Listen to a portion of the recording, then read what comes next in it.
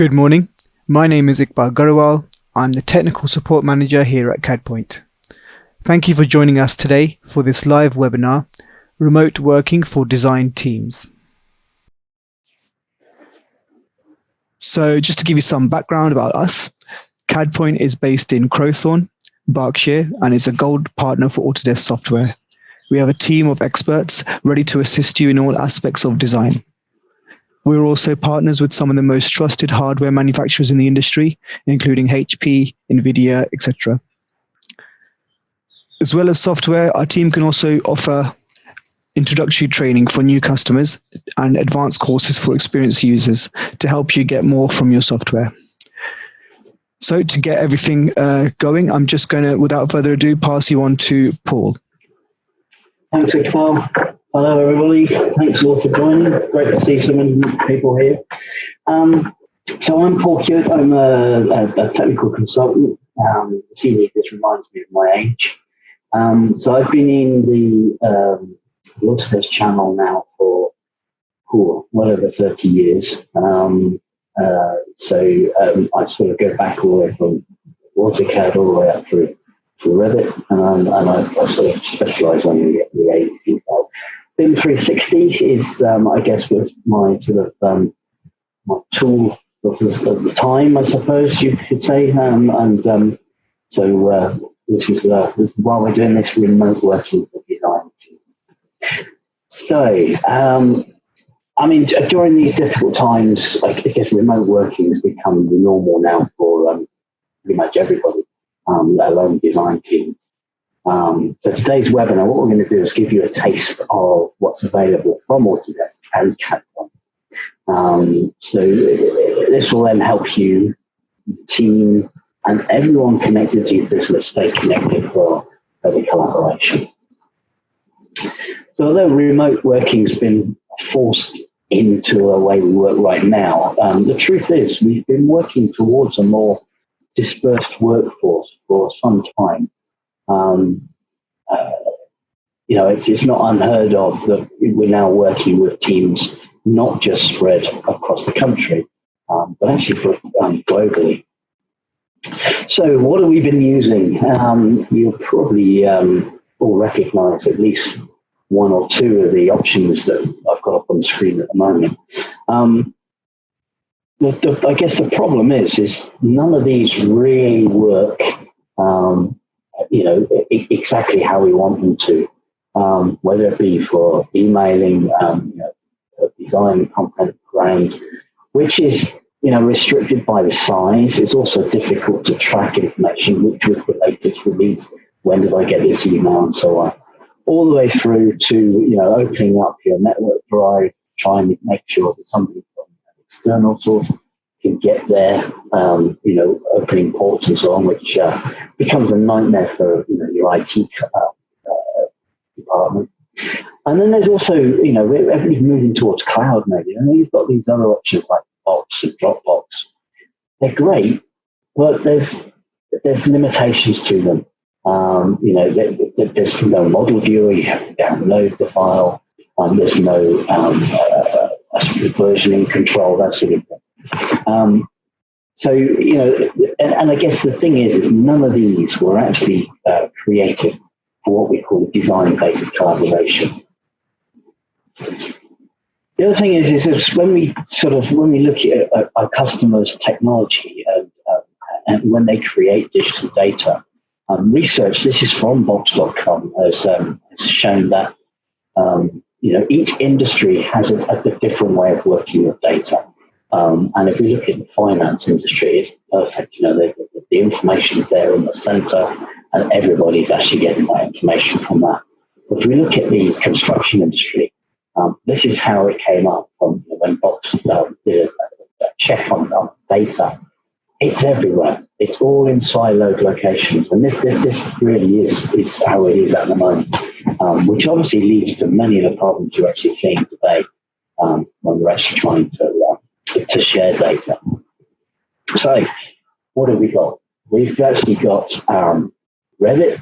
Revit's a great tool. I'm sure many of you have probably moved on to Revit already. But Revit plus BIM360 design. gives us a much better option for our remote working for our design team. Now, before we look at BIM360 design, we're going to look really, this is, I suppose, the family of BIM360 tools. And you can actually see they're sort of spread out over the whole of the construction workflow, all the way from design all the way through to operations. And the design stage is, I suppose, at the beginning of any particular construction project. Now, before we look at BIM360 as a design, we need to look at the BIM360 document management. So this is what BIM360 does. Now, if we actually get a license for design, you actually get all of the tools that come with BIM360 docs built in within it. So it's fair to say this is actually, I suppose, an area where with a check first and have a look at it. So BIM360 docs, what does it do? It is the document management side of it. It gives us that control for folder structure and gives us a control for allowing access to certain areas and so on and so forth. It also has some great tools in there. So we're reviewing both 2D and 3D. We can actually then mark up those files. And it does versioning as well. So when we actually push another version of a particular file, whether it be Revit, whether it be AutoCAD, even Docs, MS Docs, the Word files, Excel files, we've actually got all of that information as well that we can actually push through. And it creates versioning for that. So we always get the latest version of our design. We've also got a number of workflows in there as well. So we've got things like approval workflows that we can actually set up. So any documentation that goes through, we can get it set through a particular workflow. But we decide on, we actually control how that's done. So let's look a little bit deeper into BIM360 docs. Let's look at the project environment. So the project environment, this is a screenshot here of the document management stage. The beauty is how you set your folder structure up is entirely up to you. If you're the owner of that particular project, then that's your setup. So you can set it up exactly how you like. And then you can then also set up a notification. So if you actually, what we call subscribe to a folder, anything that happens to that folder, you get notifications. So as soon as somebody puts something in that folder, even if it changes, updates anything in there, you get an email notification. And the beauty is that the email actually then gives you a little link that actually tells you to take you there. So it just takes you straight to that new file, whether it be a Revit file, AutoCAD file, in this case a PDF file. You can also add to the database, you can add your own information. So you can add custom document information. So, if you wanted a set, in this case, a status that you wanted to set up for each file, you can actually set that up. So again, you're not just stuck to the database that's there, you can actually add information to it nice and simply.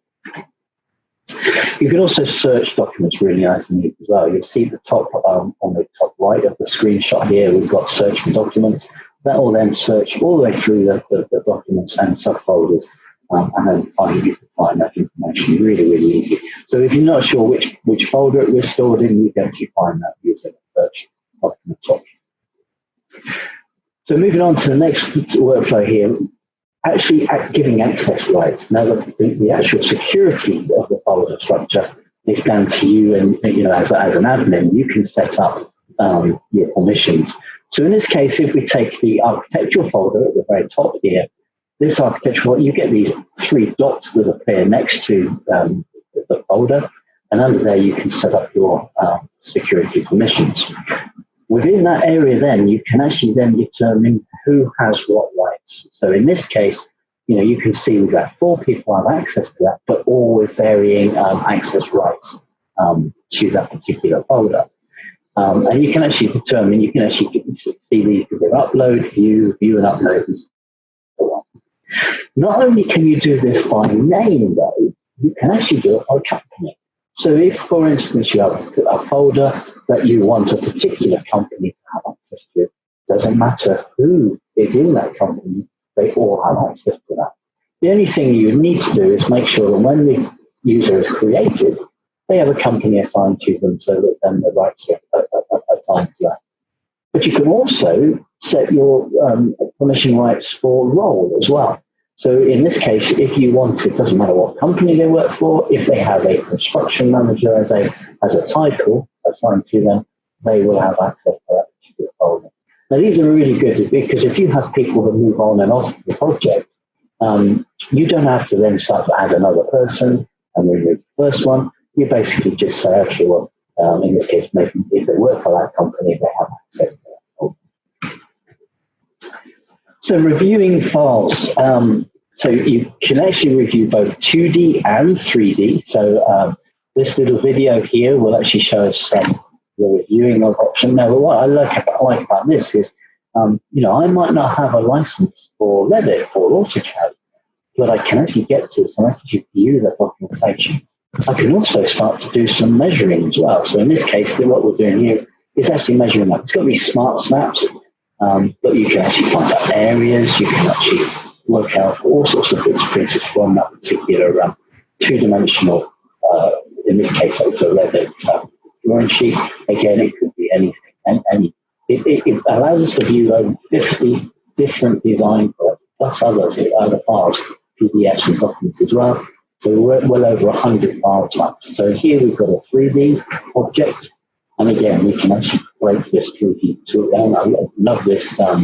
We can actually start to cut through in whatever plane we want to, so we can actually get a better view. So again, if you've got somebody that actually wants to see the project, they haven't got Revit, you can just actually using BIM360 get in and actually start to check out the file itself. Here again, we're actually using the measuring tool, so we can actually measure from one point to another in a 3D object. Okay. These are just temporary dimensions that we just check out.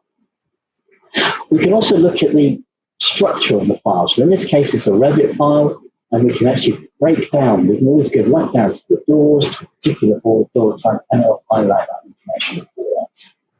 We can also search for BIM objects. So if we actually go to the actual model itself, we actually start typing. In this case, we just type floor 100 mil. It will actually give us a hint, giving generic floor 100 mil. It will then highlight all that information. So it really breaks down that Revit file. All that information is there for us. If we also select one part of the model, we can actually look at the properties. So all of the properties that are inside Revit come across into the viewer software. Really, really nice and simple in this case. So here we've actually got the 3D model here, but we can still break down to the drawing sheet. So in this case, we can actually look at the drawing sheets that are assigned to a particular model. Again, get the same properties. So it's the same object. So we actually know whether it's 2D or 3D. Now, this is really, really cool. So we've actually got the option, we can actually have both 2D and 3D on the screen at the same time.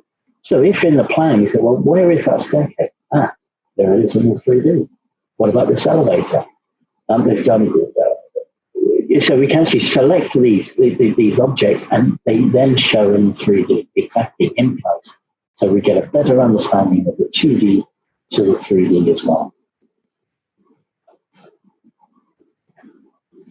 Markups. So obviously when we've actually looked at these objects, we might say, well, we might want some more information. We might want to mark it up. No, we could be just marking it up for our own use. We've just checked it out in the file.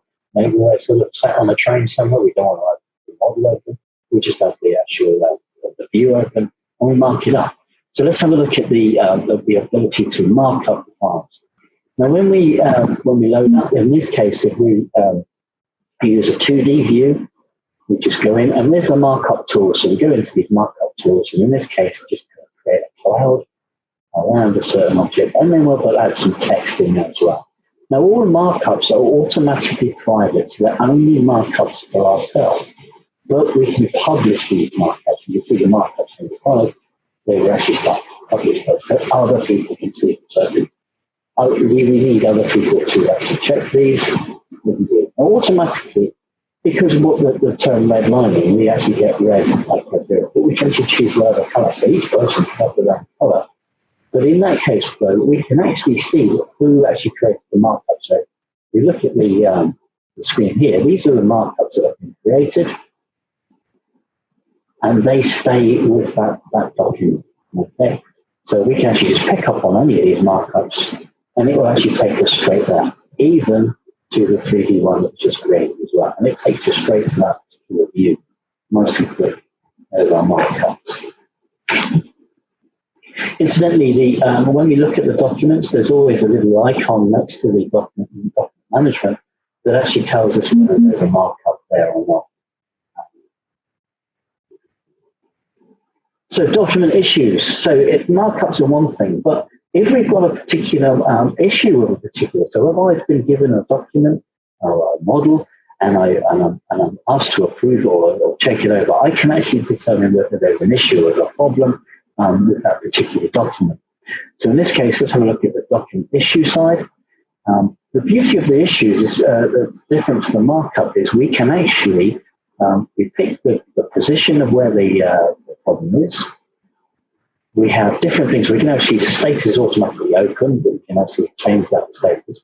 But we give it a title and we can give it a specific description. So we can give it more information than just a markup.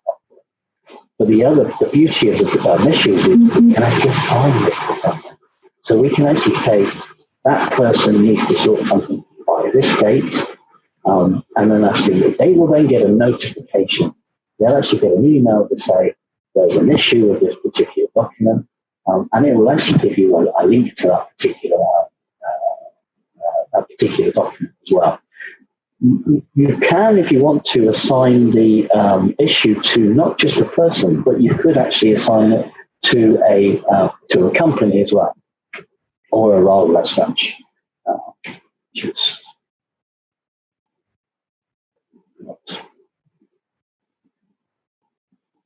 So in this case, what we've got here, we're in document management, and you can see there's a little option there for issues.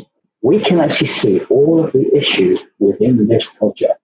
We can then normally filter out this. So in this case, I'm only interested in ones that are open, not answered or closed or in draft. So it will then filter that down. Then I may be only interested in issues for a particular person. So in this case, let's have a look at Anne, who works for Architect Design. We apply that. So she will have 3 issues that are there. And again, like I say, there'll be a date assigned to that. We can also export this information out. So if we want to export this out as a PDF, we can create a report for all the issues that fit that particular filter. And here you can see this is a PDF of that particular report. That can then be emailed to us, well, or whatever. Ordinarily, what I would do is actually have a folder inside the BIM360 that we can actually store this information through as well. All of the issues and so on, they're all traceable as well. We all know, we can see, get to see what the issues are in that as well. So that was a sort of a whistle-stop tour through BIM360 Docs, which is, like I said, the mainstay. This is the base module of it, which you'll get access to if you have BIM360 Design. So what does BIM360 Design give us? Some of you may remember. Hi, Paul. Hi, Iqbal. Hi, Paul. Sorry to interrupt there. Just wondering, a couple of people are having some issues with sound. Okay. You sound great to me, but if you could just speak up, that would be really handy. Sure, I'll try. Yeah, I've got the mic right in front of my face, so yeah. That should clear up a little bit more of the issue there. Okay, I'll talk a bit louder and and maybe try a bit slower, maybe. Okay. That's perfect. Thank you. Cool. Okay, so BIM360 Design. Some of you, as I said, you may have heard or even used something in the past called Collaboration for Revit, or C4R. So C4R really started off the collaboration side of cloud, I suppose. Now we've actually got BIM360 Design, which links into BIM360 Docs. Gives us the same thing. There's more control. There's more a workflow, I suppose, with it. But basically what it does, it gives us a controlled work sharing across multiple teams to allow us to collaborate. Now, when I say multiple teams, we could actually set this up within house. So if you've got multiple teams working on the same project, we could use it within that as well. The beauty is, again, like I say, the main model stays in the cloud, so it gives us access to that particular model anywhere we are, whether it be on a tablet, we're on a phone, on a laptop, when we're working from home, or if you're able to get into the office, in the office as well. The beauty is it's not a problem for opening up ports on the server and so on. We get access to that. So let's go through some of the BIM360 design workflows. Now, there are multiple workflows that we can actually assign within this within BIM360 design. We're actually going to only have a look at one, but I'll mention the others. Now, as I said before, if you just work within a closed team, maybe just 2 users working on the same central model, it makes sense that central model is actually in the cloud. That means that no matter where user 1 or 2 are, they can gain access to that. What they'll do is they'll actually synchronize when they're actually working away so the other person can see that information. Nice and simple. This was sort of thing that was done with the Revit server and the central model that was maybe up on a server. Now it's done inside a cloud. The other option, though, this is the option we're going to run through, is you're looking at 2 different teams in this case. You can have multiple teams, not just 2. So again, we also have the central model in the cloud. We have users working on that model. And then we also have another team. Now, this could be the architectural team. This could be the structural engineer or the HVAC team or any of the building services. They can all have their own central model. But at some point in time, we actually link those together. And that's all done within the cloud. The other option as well is we can also do exactly the same, but we might have a single user model. So we can actually tie that information through. And it's more of a manual operation that we actually bring that model up into the cloud because this person may not well have BIM360 access. So like I said, the one we're going to do is number 2 on the list, is workflow number 2. So how do we share and consume? So these are the terms that we're going to use: share and consume models. So let's have a look at this a little bit closer. So this is our team. So this is our architectural team. And this, again, could be multiple people working on that model. The model is, we're synchronizing this information and this model is building as we go along. Now, in this particular instance, what we want to do is we'd actually have what we call an approver. This is my personal preference, an approver. So rather than anybody being able to publish a particular project, we have an approver that checks over that before they release that to any other team. Okay, so they approve and they will then share. So this process is basically, you're checking out the model, you're then picking it up and says, "Yep, I'm happy to share that information." It will then copy from your location to a shared folder, okay, which everybody has access to. So that's how you're sharing that information. The external team will also have an approver. They will check that the model is at a stage that they can use. It may not well be, ready for that particular company to use. So they will then approve it and consume. So they pick a consume button. What will happen then is it will actually then copy it into a consumed folder, which they will then link into their own model, okay, which they have their own team of people working on that model. So as you can see here, what we're doing here is we're actually working on our own model, approving it and sharing it, and then consuming it. And the same thing happens the other way. So in this case, the structural team, they're actually then deciding, they will actually then say, okay, we will then share our information, and the architectural team will then consume that. So set up, how do we set this up? So first thing we need to do inside our document management, or design collaboration rather, inside BIM360, is we create the teams. So in this case, we've got 3 very simple teams: architectural, MEP, construction. You'll also see there's a path. Now, these paths are made automatically. They will actually create these folders automatically. We will then add, within that, we would actually add team members to these particular teams. So obviously for the architectural team, will be the architectural guys and the MEP and so on and so forth. What we can see, so these are the folders. So this particular view is an admin view. So me being an admin user, I get to see all of the folders. But you can actually see here we have the architectural folder. There's our folder where our files are going to be in. And it just happens we've got a consume folder underneath that. That's created automatically when we consume a document. We also have here, down here, we have the structural engineers folder. That's exactly the same machine. Then we have the common folders. So these are the folders that everybody can see. So everybody will have access to these particular folders. So the permissions, as I said, are set automatically when we create teams. So nothing that we need to do there. The projects, the admin sees everything. The architectural team, they will see the architectural folder and any subfolders, and the shared folder. And the structural engineer sees the exact opposite. So they have the structural folders and their own shared folder. Sorry, the shared folders that are common to everyone. So how do we do this? And I'll slow this down a little bit because I just want to hold it there. So this is inside Revit. So we underneath collaborate. Basically, all we need to do is we need to just pick the collaborate option. Now, ordinarily, this is what we would normally choose, which is the within your network. So we basically are creating a central file somewhere on our own network. The one we choose now is in BIM360 document management. So once we choose that one, we choose what hub we want to go to, what project, and then where we want to actually up.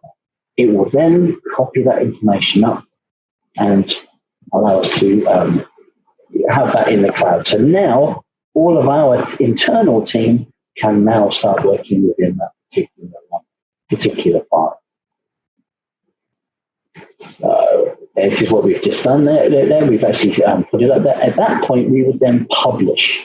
So we can actually publish. Now, the thing is when we're working with inside Revit as a work sharing, all of the users can see that.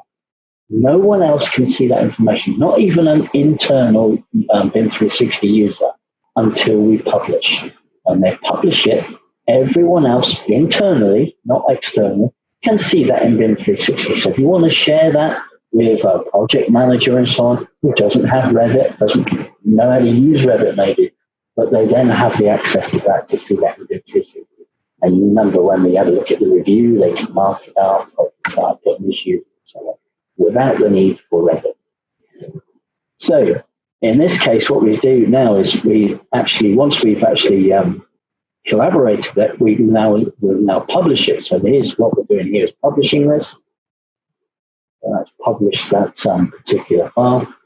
And then what we can see in BIM360, so here's our architectural folder, and there's our.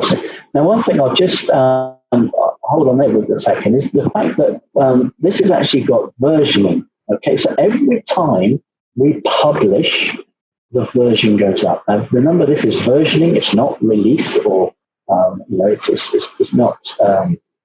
It's actually a version that can control within BIM360. What I will say is it will actually keep all of the other versions. So we can do a comparison between the versions, and I'll show you that in a second. But we can also go back to a particular version. So if somebody's tried something on version 3, not happy with that, let's go back to version 2. We don't have to go back into Revit and start to change things back again. We just can revert back to version 2. Nice and simple. So that's our versioning. And when we publish it takes up all our 2D sheets as well. We set what we call a set, and we determine what drawing sheets go up with it. So not only does the 3D model go up, but we actually get the 2D drawing sheets to go up with it as well. So this, have a look at this. This is our design collaboration screen.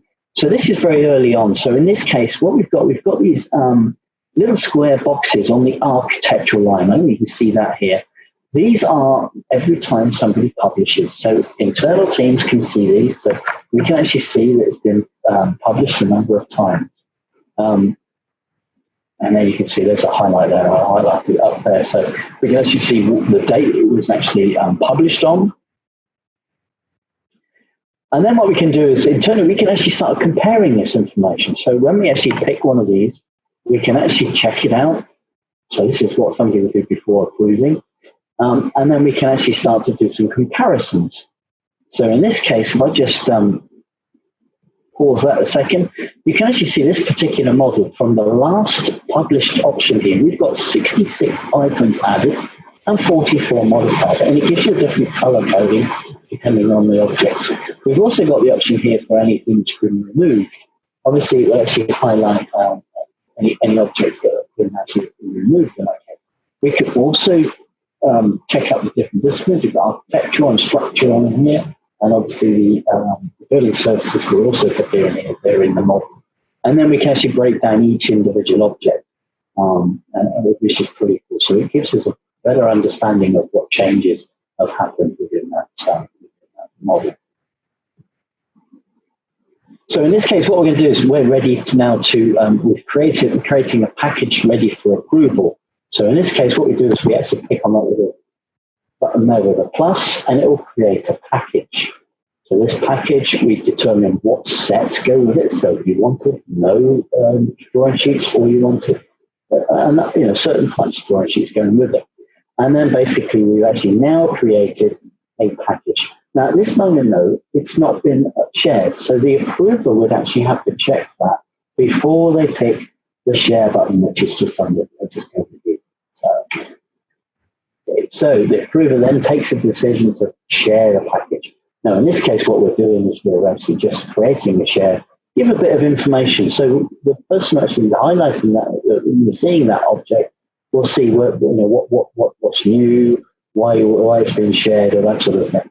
Now, you'll see now we've actually got, rather than a closed, a clear circle, we've got a filled circle. This will actually then show us that we've actually been shared.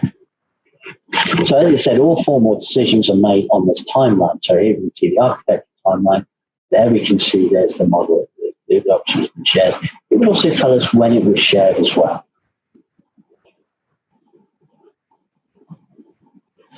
When a model has been shared, obviously rather than sort of waiting for somebody to tell us that somebody's actually shared the information, we'll automatically get notification. So again, we'll get an email that tells us and notifies us that there is a package has been shared for us. So in this case, the architectural team has shared this particular package, and we've got a little button there that can take us straight to that.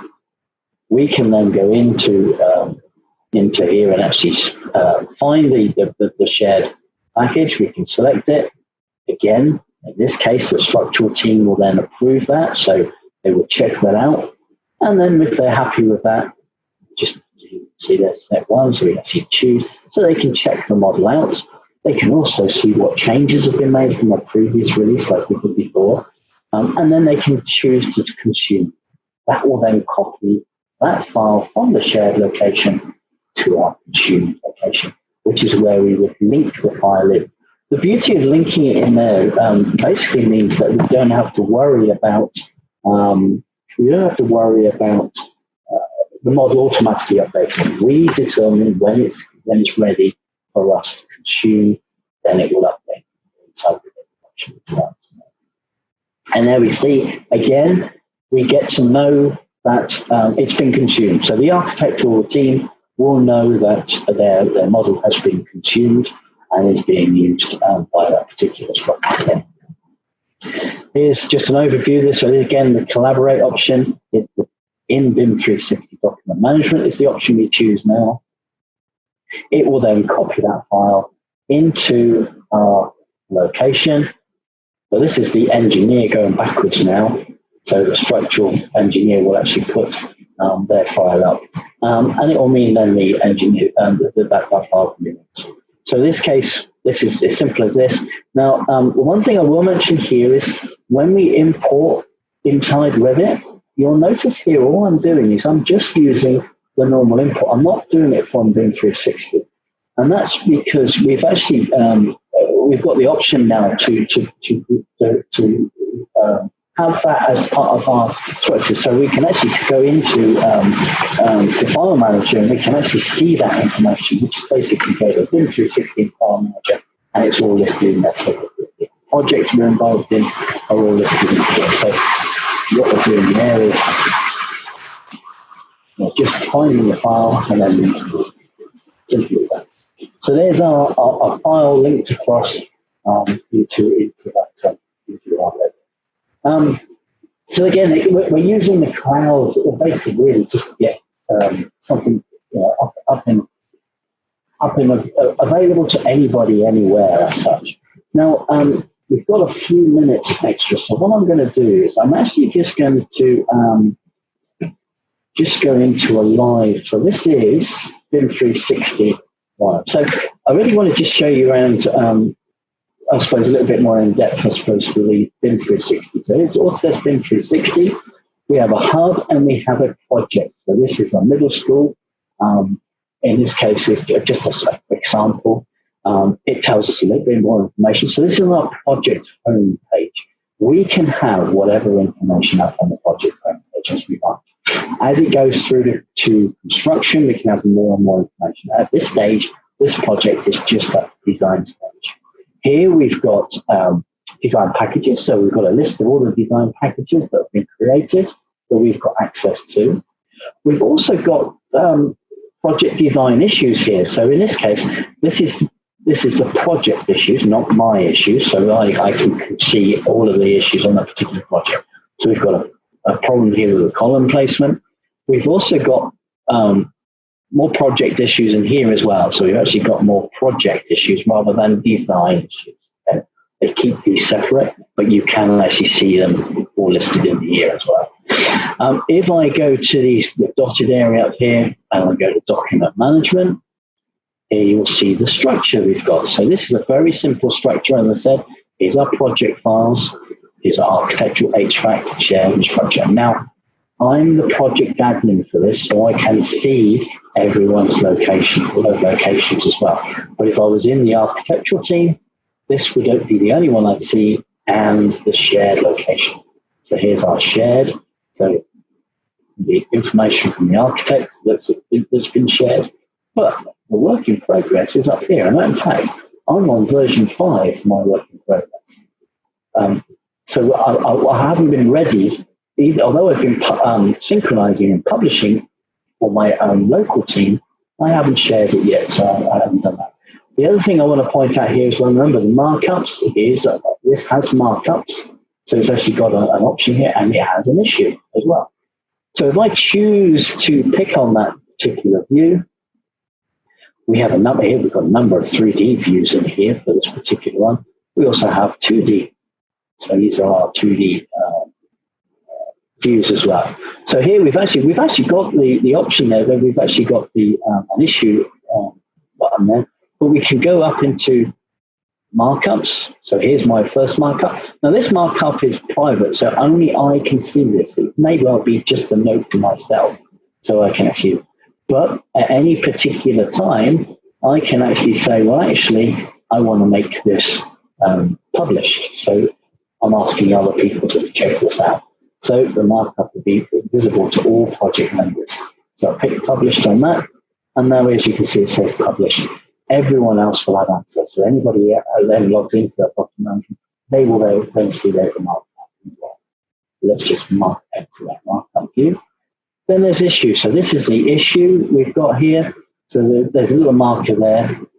Now, if I pick on that issue, it's quite an old one, this one, but you can see that it's a design issue. It's been assigned to Otto, who's my structural engineer, and it's got the linked document. So it actually has the linked document. So this is the notification that Otto would have got, would link it straight to this particular file. We can also have a root cause. Now, later on, what we can do is we can start to do some insights, and we can actually see where was the most issues, who was the most issues assigned to. We can actually check out that information. It's all controllable as such. So there's the issue there. We can actually see. We can also add attachments. So maybe we've got a PDF that we need to attach. We can attach it in there. We can also see the activity. So we can actually see what's actually happened in here. And obviously, once Otto had opened it up, it would actually be showing here that Otto has checked it out. He would then change something and so on and so forth. So let's close that view down. And that's our, like I say, that's our view. So inside of design collaboration, so this is BIM360 design side of it. So I'll just pick up here. So these are our options here. So with the architecture, we've got 4. Let's click in here. So there's some, we've actually got some shared information in here. There's the actual first share there of the document. We've also got, if you notice here, we've actually got all of the team issues. So we've got an idea if there's any issues in here as well. So we can actually go straight to that issue from this stage as well. We can also here, we actually see the model as well. We can check that out in here. And I can ask to show changes. So if I was the approver and I wanted to make sure that all the changes are correct, like you can see here, we've got one added item. Nothing removed, nothing modified, just one. Highlights it, and there's our new column. So we've got our column here that was our change from the version before. So we can check between those 2 versions. Let's exit from there and go back to our project home. So I might go back to our PowerPoint, because I'm just going to hand back over to Iqbal. Are you there, Iqbal? Thanks very much, Paul. Appreciate that. So just before we go into questions, I want to finish off this part of the webinar. I just want to bring your attention to a useful page on our website, a Cadpoint Remote Working Resource page. So if Paul, if you wouldn't mind going to the page itself. Okay. This page, we've just listed out consolidated useful information on remote working and license away from the office for Autodesk products and for other vendors as well that we normally deal with, and you may have to deal with as well. You can use this page to keep up to date on what each vendor has to say about using their packages away from the office and how they have helping with this situation that we are in these times. Here you can see that we put together useful links from each vendor. For example, in our discussion with Autodesk products this morning, you can see the Autodesk section there where you can get to the COVID-19 resource page that they have created themselves. Autodesk have created that. And also in here, they do discuss the extended access program for free access for commercial use for their cloud service products. And that's until June 30th. And we've labeled that in our web page as well. So you can actually get access to BIM360 Docs and Design extended trial version that you may have up until June 30th. If you go back to our page for a second there, Paul. Yeah, great. If you just scroll up for me. Yeah, so we just put that out there, and you can obviously get those free subscription until 31st of, if you just refresh that page.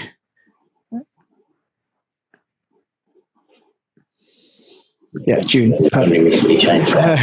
So also, if you go back to that, just scroll down for me again. If you want to see these links, I just want to go over a few of those.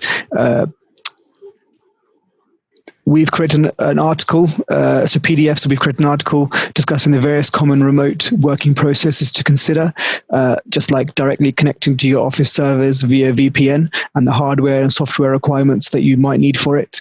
Remote desktop connection that a lot of people are utilizing in the last few weeks, Teams, Zoom calls, etc. So we try to sort of cover all this out in an overview and how best to use those. We've also covered the best solutions of cloud storage and sharing files that work well with Autodesk.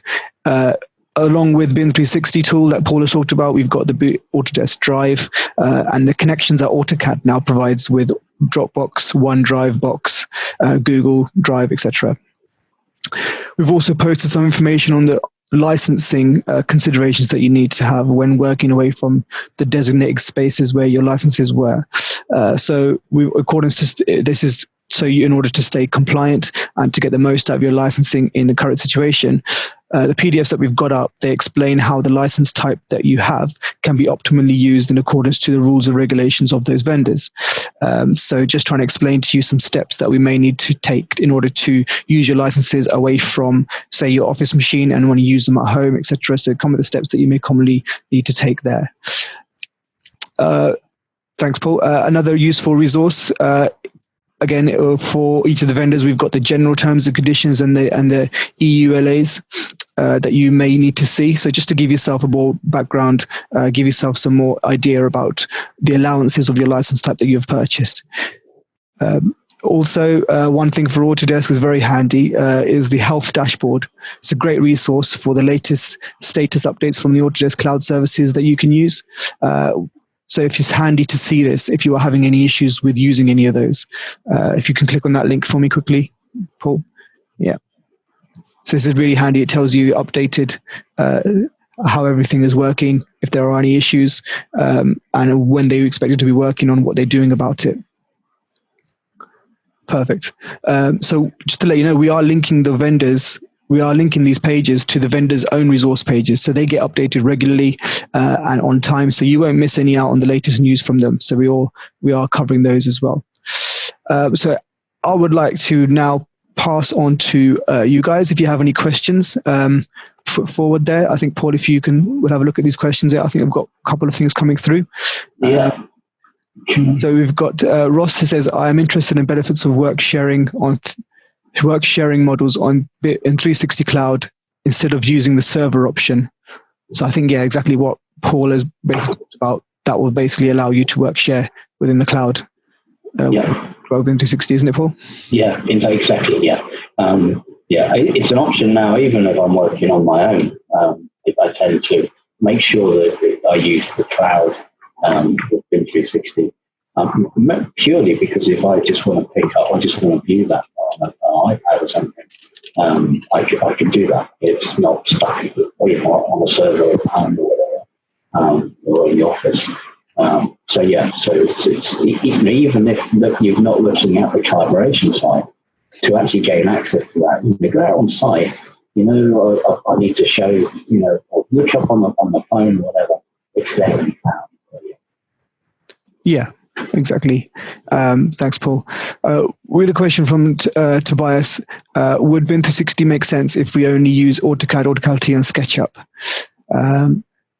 So yeah, the BIM 360 really does make sense if you're using Revit. That's right, Paul. Yeah, the one thing I would say though, Iqbal, is for the collaboration side, it's Revit, and also AutoCAD Civil 3D now has the ability, and also AutoCAD Plant 3D. Now, both of those are AutoCAD derived products. So I can see that, all of the AutoCAD products are starting to come online for the collaboration. But don't forget, you've got the BIM 360 Docs option as well, which still allows you to do versioning on AutoCAD, AutoCAD LT, and SketchUp. So you still got that version. Everybody still has access to the latest release. Yes. And you can still see the other releases, in AutoCAD. So, there's definitely still a benefit there, I would say. Yes, definitely. Yeah, I mean, the idea about having a single source of truth in BIM 360 Docs and having version control doesn't have to be just for Revit. I can understand that. Yeah. And you also have all the markups and issues options as well. So if you've got multiple teams who want to see that and mark the files up, and they don't have AutoCAD, exactly, right. Use the viewer. Yeah, PDFs and all that. So also as well, just to go on that, Tobias, the resource page that we're talking about does talk a lot about the access to sharing with Autodesk Drive. So, if you have any AutoCAD drawings and even SketchUp folders, SketchUp files, you can share. You can use that as your cloud storage space and be able to share those files with other people as well. You wouldn't be able to do collaboration. It wouldn't work in the same way that BIM 360 does, I'm afraid, but it's giving you the opportunity to work in the cloud and being able to have everybody use those same files. Yeah. We've got a question from Lee. Do all users need a license for BIM 360? So do we need to pay for licenses for clients and outside consultants? The simple answer is yes. You've got to have a license to gain access to BIM 360. And now the collaboration side, we can do what we call bring their own license. So if they already have a license, maybe they're working on a whole project with BIM360, they can use that license as well. We are also looking at, people are sort of taking on extra licenses so we can make sure that the people they're working on have access to it. And I guess... Sorry, you're breaking up there, Paul. So I guess if you're sharing licenses, then it's the benefit that you're getting that everybody's using the whole workflow system. But yeah, the one thing I would say as well is if you need to give access to one particular model or a DWG even, BIM360 does have what we call public sharing, so you can actually share and you get a link to that one file. So if for some reason you don't want somebody to have a license and they don't need access to the whole workflow, but they do need access to one particular file, you can actually share that link to them and they don't take the license. Okay, great. So you can actually share it out there. Like a view. It's like a view. It's no editing involved. It's permissions that you give it, right? Yeah, it was something that there used to be a product called BIM360 Teams, and it was something that was available in that. Yes. And we've been asking for ages for the same thing in That's true. And then last month they came up with it. Well, they call it public sharing. Yeah. That's fantastic. I mean, they really needed to add that in, didn't they? Yes, indeed. Yeah. We've got another question from Alan. I hope that helps your question, Lee. So there also is a question, Lee, sorry, quickly, with that you bring your own license. I think there is as well. So, even if the other clients or consultants have their own license, they can bring that within your project. So you don't have to provide one for them simply for a project. They could use their own licenses for multiple projects. That's right, isn't it, Paul? Yes, yeah. Question from Alan. Just wants to know more about the project admin setup, how you set up the teams. So yeah, Alan, we can sort of help you on that, show you how to do that properly, send you some videos on there as well. Don't really want to go into it now for time reasons, I'm afraid, but it's quite easy. And also you said if you're not the architects, do you receive an invite in BIM360 docs to join a team to join a team in the first instance? Yes, you do. So the invite is key to joining the team. So you need to click on that in order to get access to the pool, to get access to the actual project. That's right, Paul. Yeah, that's right. Yeah. As soon as you're added to, and it's done via email. So you're added via an email, or they can give you a name and so on, company name.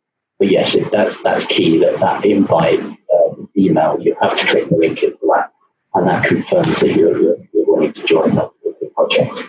Yeah. And what I can do, Alan, I can send you some a very detailed video step on how to set up the project admin and how the teams get set up and what happens to get the project set up as well. It's cool. I think we're okay. Any other questions there? Please put them through. We've got one. Regarding collaboration, at our practice, we often work with a WIP central model, which has other Revit models and AutoCAD files linked in, so other clients' information. Can this be replicated correctly in BIM360? I believe so. What do you think, Paul? Yeah, definitely. Definitely. Yeah. I mean,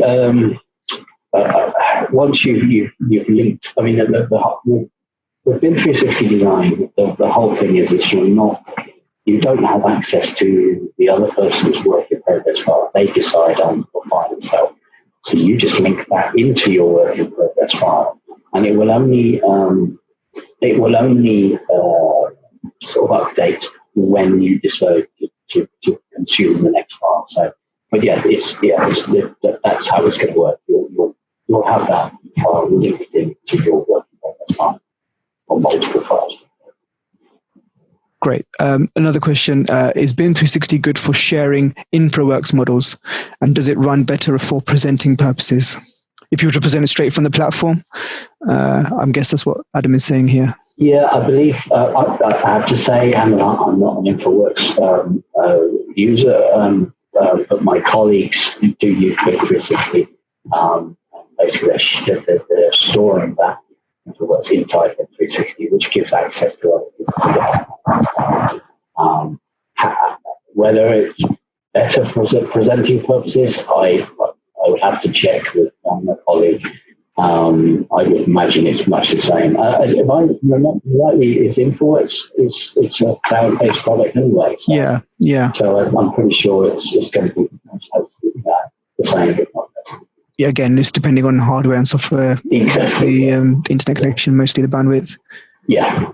You can there's no reason why you can't do it, right? No. Like I say, my colleagues are using. That's great. I hope that helps you, Adam. Any other questions, please let us know. Just to let you go, we're probably nearing our time right now. Just to let you know about any future events, any webinars that we're holding, just look out for our emails and register. And we'll be announcing them soon. One that's coming up next week, a webinar for how Autodesk's BIM360 can help you design and construct better buildings. So in this webinar, I'll be able to show you how implementing the BIM360 that we just talked about will not only help you design and construct better buildings, but solve your issues, be able to save you time and money in your project.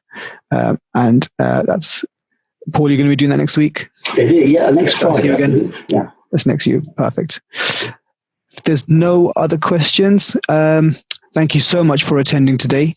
I hope to see you guys soon. I think we'll cut it there. We're sending out recordings soon of this webinar in case you want to forward it to other people or listen to it again. Appreciate your time on this. Thanks, Paul, very much for being here and explaining all that to us. Thank you very much, guys. Have a good day.